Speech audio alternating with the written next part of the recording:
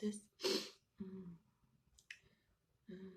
ես կուզեի, որ այսօր մենք խոսենք տան մասին, տան էներգետիկայի մասին, ինչու համար տունը մարդու համար դառնում է թունավոր տեղ, որտեղից մարդը ուզում է փախնել, ինքը իրեն տան մեջ չի հանգստանում։ Ընդհանրապես տան մեջ նեգատիվ էներգիա գալիս է եւ իրերից, եւ մարդկանցից։ Նեգատիվ էներգիա բերում են նաեւ տան բնակիչները, իրենք իրենց պահվածքով։ Մարդիկ չեն հասկանում, որ տունը դա մարդու համար հոգեբանական ապաստարան է, մենակ ֆիզիկական ապաստարան չէ։ Դեռ ինչպես թռչուններն ունեն իրենց բույնը, կենդանիներն ունեն իրենց որջերը, որտեղ իրենք պաշտպանվում են թե ֆիզիկական վտանգից, թե եղանակային պայմաններից, այդպես էլ մարդը։ Ինչու են ասում մարդու համար իրեն տունը իրեն ամրոցն է, որովհետև մարդը ապաստան է գտնում թե ֆիզիկապես, թե եղանակային պայմաններից, բայց հիմնականում նաև տունը հոգեբանական ապաստարան է մարդու համար։ Ինչու առաջներում մեր նախապապերը, նախահայրերը մեծ նշանակություն էին տվել տան դռանը, տան շեմին, շեմը համարվել էր, դուռը համարվել էր ոնց որ սրբական վայր, նրանք հասկացել էին, որ դռան շեմից, տանից կարող է եւ ներս մտնի թե չարը, թե բարին, դրա համար հնում նաեւ հիմա մարդիկ գտնում են, որ յուրաքանչյուր տուն ունի իր պահապան հոգի, ու հնում հռոմեացիները իրենց տան դրան դեմը միշտ դրել են կերակուր, ոչ թե մնացորդներ, այլ կերակուրի լավ կտորներ, որպեսզի ծնվեին հենց տան պահապան հոգիները։ Հնուց եկած է եւ մինչեւ հիմա էլ պահպանվում է, որ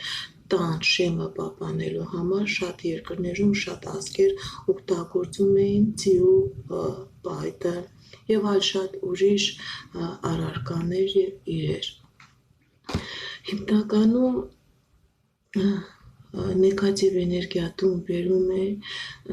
եւ իրերը, եւ մարդիկ, եւ մարդը ինքը անձամբ իր պահվածքով։ Օրինակ եղել է դեպք, որ դրանպես պետք է ուշադրություն դարձնեք, թե ինչ են քեզ նվիրում, ինչ են քեզ նվեր տալիս, կամ ով է տալիս, ինչ սրտով է տալիս, ամեն մարդու չի կարելի նվեր վերցնել։ Օրինակ եղել է դեպք, որ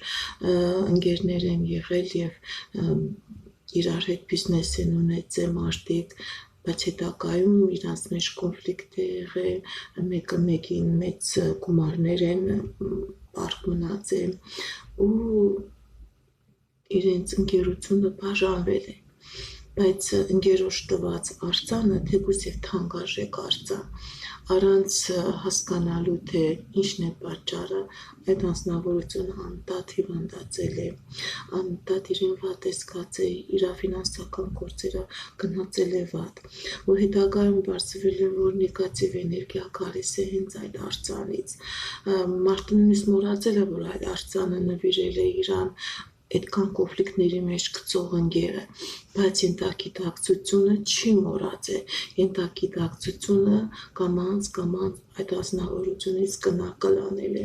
նրա ֆիզիկական էներգիան, եւ որի պատճառով մարդը եւ ֆինանսական դժվարություններ է ունեցել, եւ առողջական խնդիրներ է ունեցել, եւ հոգեբանական խնդիրներ, երբ որ հեռացրել են տանից հենց իմինը այդ առարկան, այդ տղամարդու մոտ սկսել է առողջացման պրոցես բոլոր բնակավարներում, բոլոր ոլորտներում։ Եղել է դեպքեր, որ նվեր են բերել ծաղկաման ծաղիկներ հողով, մարդիկ խնամել են, դե կենդանի ծաղիկ է, բայց ծաղիկը չի աճել, բույսը չի ծաղկե, ընդհակառակը փչացել է, եւ անընդհատ այդ ասնավորությունը այդ կնոջը նվեր է տալիս հողով, ծաղկամանով ծաղիկ, որը երբեք չի աճում, չի ծաղկում, ընդհակառակը թարամում է եւ ամեն անգամ թարամելուց հետո, երբ որ այդ կինը դուրս է հանում ծաղիկները, ինքը կորցնում է իր գեղեցկությունը, իրը կորցնում է իր առողջությունը, կորցնում է իր անձնական երջանկությունը, ու արդեն երբ որ ինձեւի վիճակի մեջ է լինում, որ արդեն չի կարողանում գտնել ինչն է պատճառը, որ իրանից խլում է, գնում է այդ էներգիան, դե իհարկե էքստրասենսների, հոգեբանների միջոցով հասկանում է, որ տան հենց իմինը այդ ծաղիկները, այդ հողն են պատճառը, որ մարդուց այդ կնոջից խլում է էներգիան, եւ երբ որ դատարում է ծաղիկներ ընդունել, նույնիսկ դատարում է այդ անձնավորությունը թողնել իր տուն ներս մտնի, կամաց կնոջ մոտ սկսում է վերականգնվել թե առողջականը, թե ֆինանսականը, թե անձնականը։ Շատ դեպքերում լինում է, որ ոչ միայն առարկաներն են բերում նեգատիվ, այլև մարդիկ էլ են բերում նեգատիվ։ Ինչու է անգլիացին ասում, իմ տունը իմ ամրոցն է, ընդհանրապես տունը չի կարելի, երբ որ մարդը մտնում է ու սկսում է խոսել իր դժվարությունների մասին, իր անձնական, իր ֆինանսական, ճիշտ է ինքը ուզում է, որ բացե ինչ որ կա իր կյանքի մեջ ինչ դժվարություններ կա, իսկ տանտերն էլ քաղաքավարության կանոնները չխախտելով անընդհատ լսում ու գալիս է ինձևի ժամանակ, որ այդ տան մեջ նույնպես սկսում են կոնֆլիկտներ առաջանալ, այստեղ տեղի ունենում ինֆորմացիայի փոխակերպման, շղթայական փոխակերպման ձև, կոնֆլիկտային ինֆորմացիան մտնում է այդ տուն, տունը երբեք գիտեք ինչ, տան մեջ պետք է կամ մտնեն ուրախ մտքերով, ուրախ նպատակներով, ոչ անընդհատ կան եւ իրանց նեգատիվ էներգիան այդ տան մեջը բացահայտեն։ Տունը եկեղեցի չէ, որտեղ կարող ես գնաս ապաշխարության, տունը դա տունն է, տանը դա ապաստարան է, չի կարելի նման մարդկանց ընդունել սեփական տան մեջ, երբ որ զգուշացրել ենք, որ այդ անձնավորությանը, որ այդ կնոջը պետք չէ ձեր տան մեջ ընդունել, ու իրանք իրենց հանդիպումները կազմակերպել են սրճարանում կամ ուրիշ տեղ բացօթյա զբոսայգիներում, կամաց այդ անձնավորության տան մեջ կարգավորվել է կոնֆլիկտային կարգավիճակը, նույնիսկ եւ այդ աղջկա մոտ, որովհետեւ փակ տարածության մեջ անընդհատ դուրս եկած նեգատիվ էներգիան թունավորում է երկուսին էլ։ Հետո հնարավոր է, որ եղել է դեպքեր, որ վատ հարևաններն էլ կարողանում են ազդել մարդու տան բիոդաշտի, տան էներգետիկայի վրա, եթե կողքի հարևանները բարեկեցիկ են, բարի անձնավորություններ են, նրանց աուրան ազդում է տան վրա, իսկ եթե հարևանները հարբեցող են, ոչ բարի կիրթ անձնավորություններ են, անընդհատ տան մեջ, հարևանների տան մեջ կռիվ է, վիճաբանություն է, հարբեցողություն է, անբարոյականություն է, այդ էներգիան նույնիսկ ազդում է տվյալ մարդու տան վրա, դրա համար երբ որ առնում են բնակարան, առնում են տուն, պետք է նայեն, թե ինչ հարևանների մեջ են, շատ մեծ կարևորություն ունի հարևանների կարգավիճակը, եթե լավ մարդկանց մեջ ես ապրում, դու ինքնին ցկտում ես լավանալ, քո տան կարգավիճակը, քո տան աուրան, քո էներգետիկան բարձրանում է, եթե վատ մարդկանց մեջ ես ապրում, դու իշքան կուզե բարեկեցիկ լինես, ցկտես, կամաց իրանք իրանց խլում են, տանում են ձեզնից ձեր տնից այդ էներգիան եւ ձեր հաջողությունը։ Հետո շատ բաներ կապված է եւ մարդը պետք է տան մեջը չմտածի, որ սա իմ տունն է, ես իմ տան մեջ կարող եմ ինձ ուզենամ ինձ պահեմ։ Տան մեջ բացի բարի խոսքից, բացի բարի մաղթանքներից չի կարելի լուտանքներ, հայոյանքներ անել, դրանք նեգատիվ էներգիա են, որ բումերանգի պես հետ են գալիս։ Նման տների մեջ էներգիան ոնց որ ճաճացած լինի, ոնց որ խունավ բորբոսապատված տների մեջ մտնում ես, որ զգում ես, որ կանգնած է էներգիան, եւ պատուհանները բացում ես, որպեսզի մաքուր օդ կա